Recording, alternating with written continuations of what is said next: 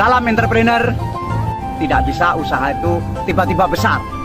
Harus ada unsur kesabaran, tetapi tidak boleh sabar dalam pengertian menyerah. Biasanya kita akan menekuni dulu apa yang sekarang ada. Jangan juga bermimpi terlalu banyak mengerjakan ini itu. Akhirnya tidak fokus.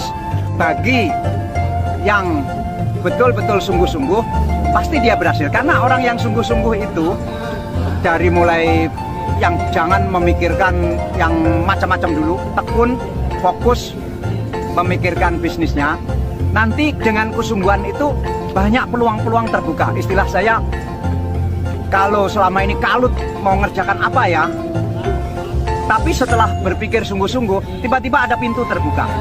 Kadang-kadang menunggu pintu terbukanya ini perlu waktu. Tapi kalau tidak sungguh-sungguh, pintu ini tidak akan terbuka.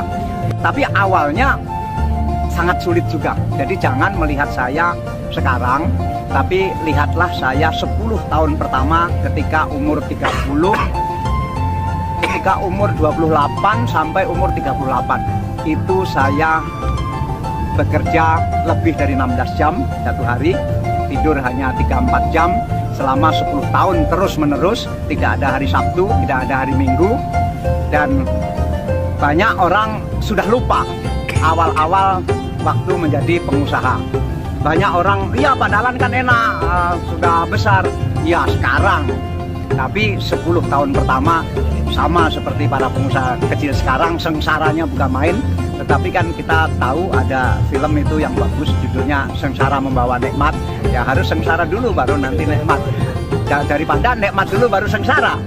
Para entrepreneur, saya sudah mengalami jadi karyawan, sudah mengalami jadi pengusaha kecil, sudah mengalami jadi pengusaha menengah, sudah mengalami jadi pengusaha besar, sudah mengalami jadi direktur utama BUMN yang sangat besar, dan sekarang mengalami jadi menteri.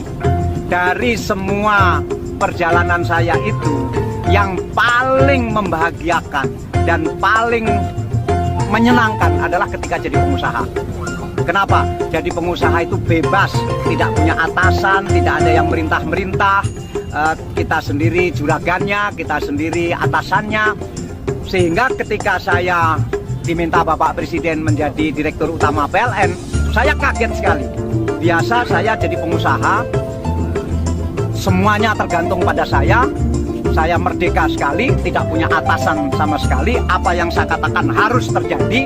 Begitu menjadi Direktur Utama PLN, tiba-tiba, loh, atasan saya banyak sekali. Sekali punya atasan banyak banget. Menteri Keuangan atasan saya, Menteri BUMN atasan saya, Menteri ESDM atasan saya, Wakil Presiden atasan saya, Presiden atasan saya, DPR atasan saya. Susah banget ini menjadi Direktur Utama BUMN. Enak jadi pengusaha. Nah, kemudian jadi menteri gimana? Sama saja, tidak enak. Apalagi tiap hari dihujat orang, sudah kerja juga nggak dipuji, berprestasi juga seperti nggak ada artinya. Saya tetap menganggap bahwa jadi pengusahalah saat-saat paling membahagiakan, karena kemerdekaan ada di kita.